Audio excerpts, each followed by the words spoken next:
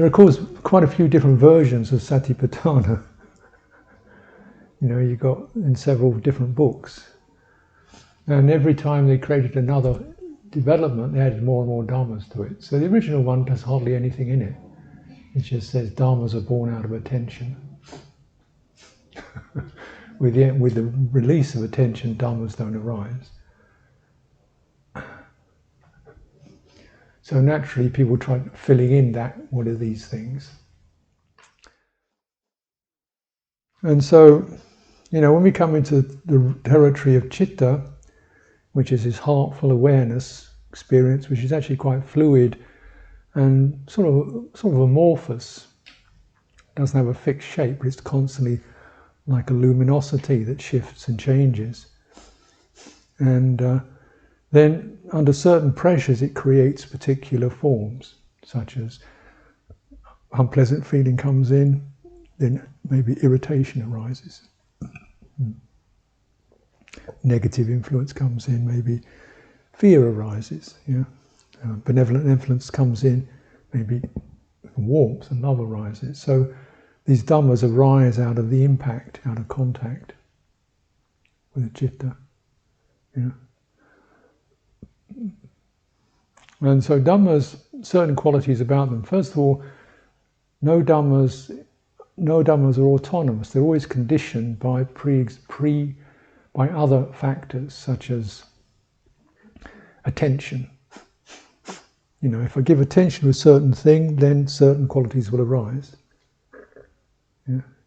Either external thing or internal thing. So if I give attention to a worry or a concern, something I'm not certain about, the particular kind of intention, like I really want to get to the end of this, that intention will cause the dhamma of doubt and anxiety to arise.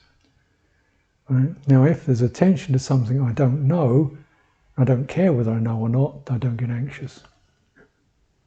Right? So dhammas always arise because of attention, intention, contact.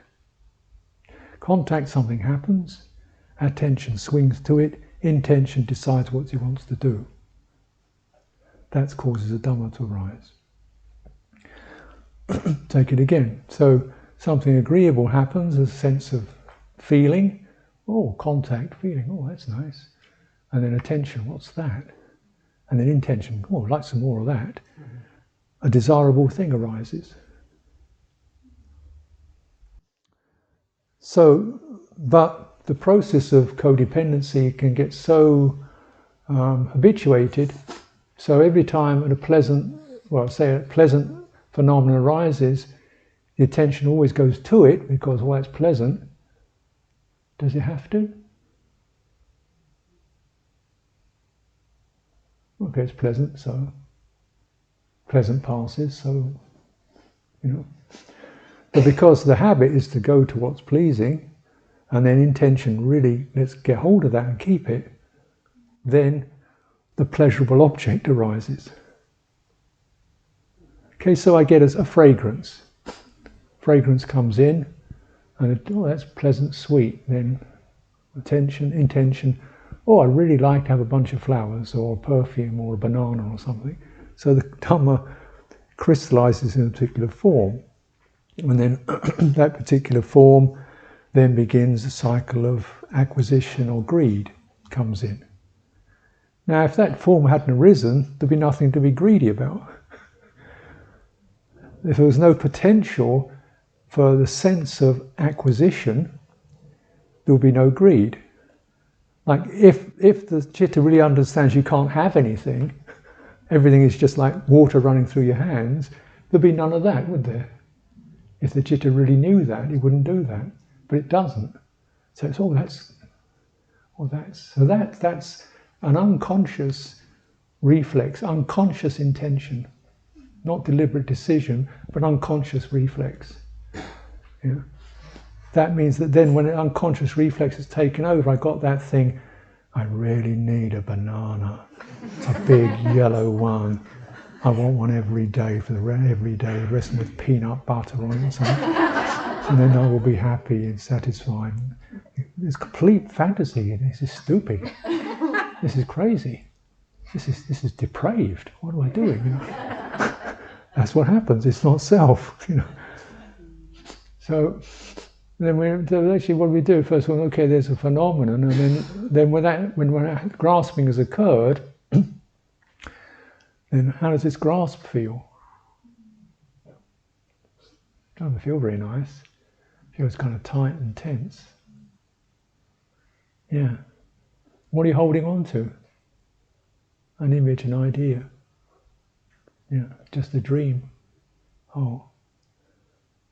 And how does that grasping feel? Feels kind of unpleasant. Could you just be a bit more open around that? And it's okay. It's okay. Just drop the banana, which never wasn't there in any way. You know, it's just a dream. So this clutching at dreams. And the greed or the aversion, you know, if I could just kind of, that nasty thing, I'm really going to get on top of that and force it out. So there's a grasping to either defend or to somehow contain and throw away something unpleasant. You know, mostly to, and what happens if the unpleasant comes in? You know, we feel a sense of disgust or something that's fearful, and there's naturally that reflex to, but wait a minute, you're defending yourself against something that's already here. Right? So that is holding it in. You're defending yourself against, you're trying to put an obstacle against something that's already in. It's like you're locking the thief in the room. Right? As a reflex. And of course it doesn't make sense, but this isn't about, it's a reflex. So what's it like to experience the fearful that's already arrived? Not the person, but the, you know, or who he is, but the fear of it. And okay, that's fear. Fear is like this. Everybody gets fear. Fear is a natural condition. There's nothing wrong with fear. Every fear is natural. It's not mine. It's okay. I don't need to hold it though. And then the fearless. You see what I mean? How Dhammas can seem so intense and gripped and hard and solid, but they're made that way by the grip, the unconscious grip, the reflex grip that occurs around them. And, you know, so we're working against that reflex by being really, really sympathetic and compassionate and non-identifying with it. Everybody gets this. And so how is that? Suddenly it's not me. And the thing I'm frightened of is just a ghost. And I can't stop those happening, but I don't have to do that around them. Yeah. So really, really learning that. So the only way to learn it is to feel it. So with Satipaṭṭhāna, the aim is, it just says, you know, when the citta is affected by da, you know this is the citta affected by. It doesn't say do anything about it. And they're doing that Satipaṭṭhāna renditions, all of them say, you just know this is the citta affected by love, hate, delusion. That's it. You're thinking, but then what do? He says, you don't do anything.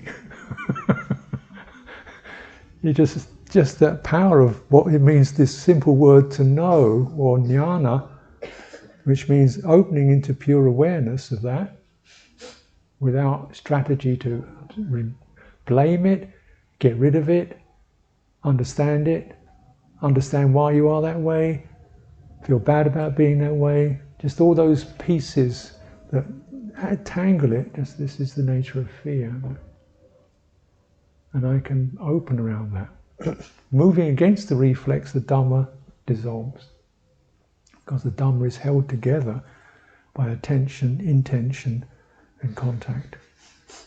When any of those release, So sometimes the Buddha said, if you've got a thing that really worries you and you keep putting your attention on it, then you're going to get more and more worried. He says, don't give attention if you're ever a worry person, don't give attention to worrying phenomena.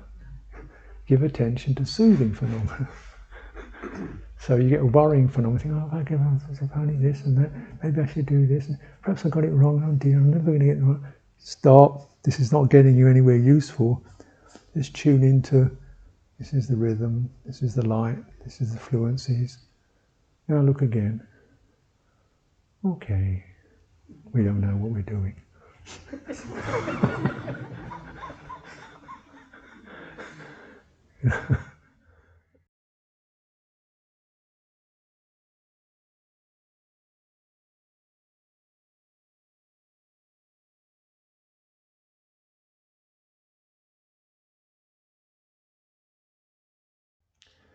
I went to a funeral a couple of days ago,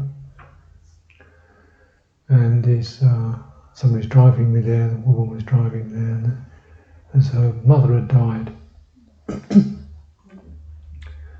I said, she was 92. I thought, 92. Yeah. So her father was looking after her. Well, she was 95. He's looking after her. Said yes, she had severe dementia the last few years of her life. So he wanted to be there, be with her constantly till she passed, and he was. So I went to the house, and all the family was sitting there. This gentleman was in his suit, tie, he's trying to stop this. So I said, well, that's a pretty beautiful thing you did. He said, it's my duty. That's duty. Not, oh God, it's my duty. There's duty with love in it. When there's love in it, there's no weight.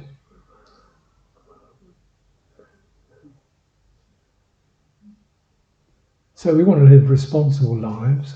We're not just going to have a sense of, there's things I want to really, extend myself towards. And maybe even take on a bit of weight. The burden comes when it's like the weight, I'm not deciding, it just lands on me. And it kind of stupefies me.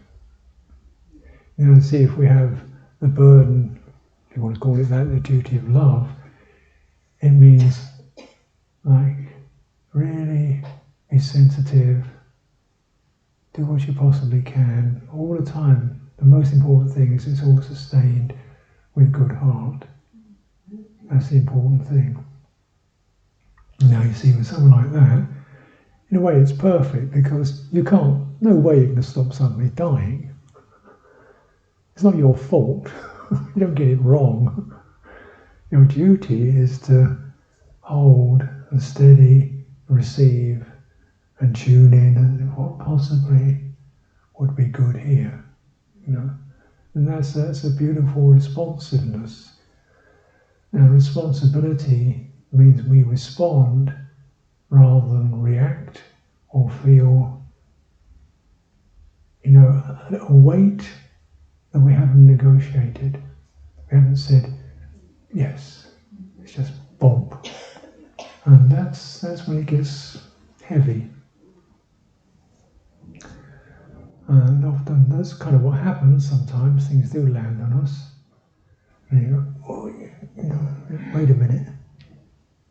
What's good? Can it bring forth what's good in me? Can it bring forth a bit of patience, a bit of inquiry, extending the metta? Okay, I can lift to that. If I can't lift to it, not really sustainable, is it? If you can rise to it, actually duty makes you bigger, grander, greater. If you can't rise to it, it just squashes you flat.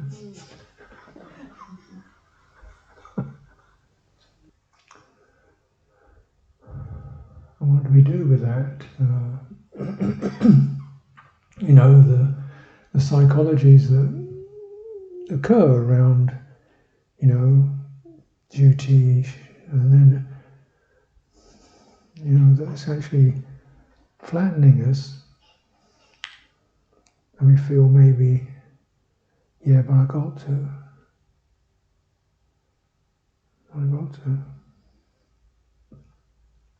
And then guilt if I can't. That's a sabotage program, isn't it? You know, because if you get a guilt is a great sabotage program. Do you understand? You know, what use is it? What value is it? That we can regret. Yeah, I wish I hadn't done that. That was dumb. Yep, that was stupid. That was dumb thing. Got it. Don't do that. Finished. What did I learn out of that? Okay, move on. Now, the guilt is when it can't move on. It's we're stuck in something we can't actually really fully, lovingly, potentially rise to. We're not rising, we're squashed. The guilt comes in and then there's another cut. It's your fault that you can't manage it, or you should be able to, so you get two blows, and that very incapacitates people to the point of feeling they kind of have to be locked into a program that's actually destroying them.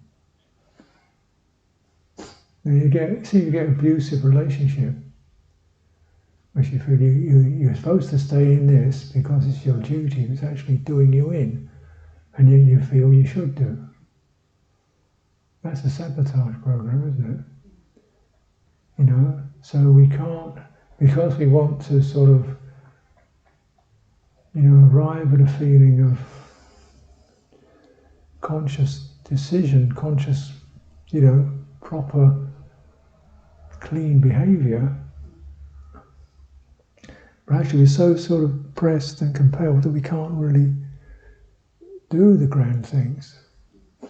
So then we can end up feeling almost bound to something that's all it has is momentum or inertia. You know, momentum is where you're in a program that's just running, and you don't know why I'm doing it, but here we go again. You know, I've got to keep the thing running.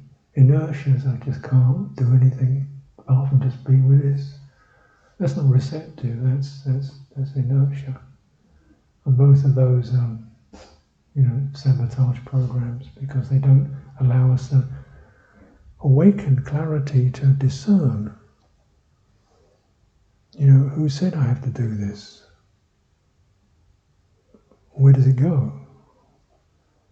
Who's it for? What if I wasn't here? You know? Who put my name on this one?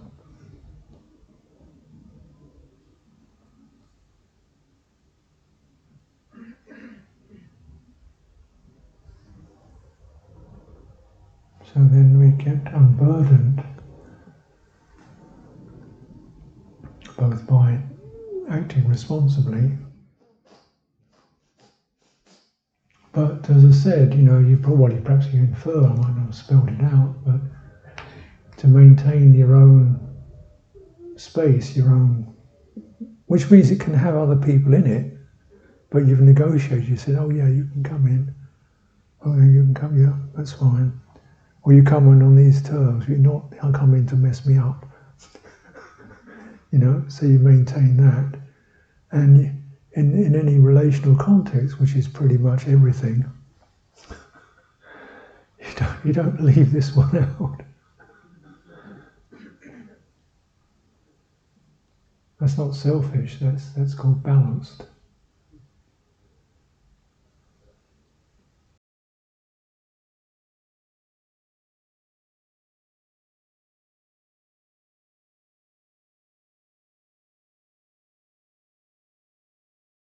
So in the Buddhist language you have two words that are often translated as body. One is kaya, the other is rupa. And rupa generally refers to shape. So means it's a something rather than a nothing. It occupies a space. It's a rupa, it's a shape, a form. So the word rupee comes from that. It means something that's a something rather than a nothing. So it can be pretty, you can have mental rupa. So rupa could be like rupa jhana, which means it definitely there's some sense of an energetic form. Yeah? An energetic form means it's something rather than nothing. And it occupies the space. That's rupa. Could be what we call material form.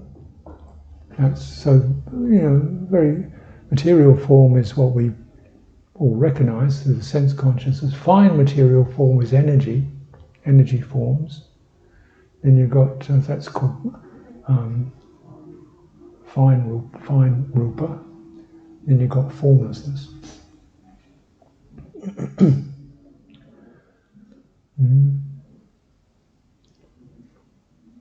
Now kaya refers to, again means body, but it can mean anything you feel yourself as living within. So you can, like we have a body of knowledge, which we refer to, we live in our environment is our environment of our knowledge. I know this, I know that's where I live in that particular cultural, so that's a kaya. You have a kaya called nama kaya, means the kaya, the body of everything that you can name and know. Rupa kaya means the body that's associated with the animate, either material or fine material. I made something simple more complicated.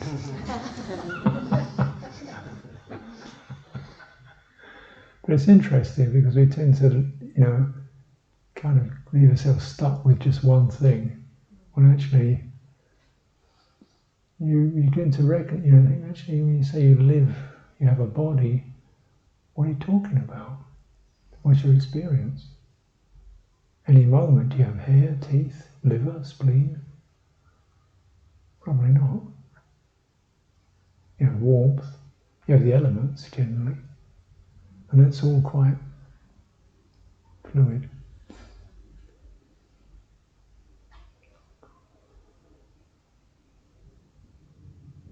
And citta is described in terms of the things that affect it, such as love or hate. The state it gets into, so it's contracted, or scattered, or non-contracted, and non-scattered.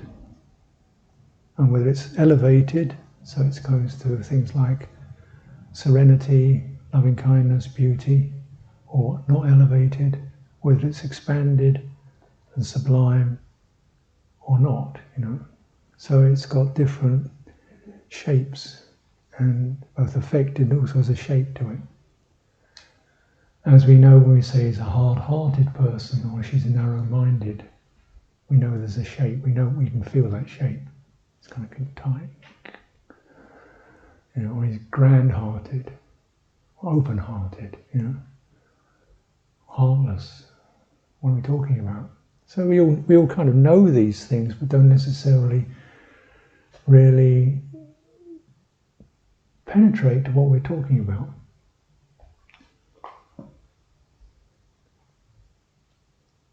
And it pretty much becomes pretty obvious when you actually do investigate it.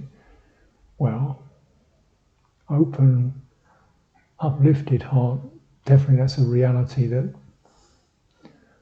that's the one we want, Whatever it takes, because that's the determinant of one's karma, one's actions, of one's sense of being. And that's pretty crucial, because if you continue to live in a contracted, deflated state, where do you think you're going to go? To a contracted, deflated state. Yeah. And in that state you'll see things that correspond to that.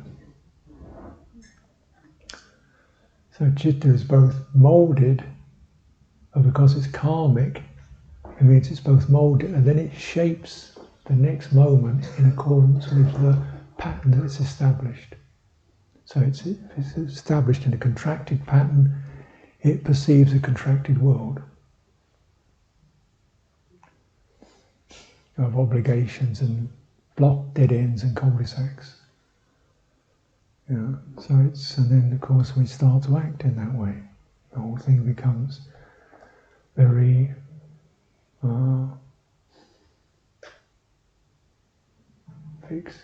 fixed.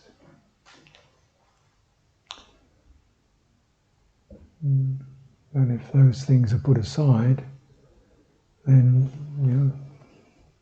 reality can open up.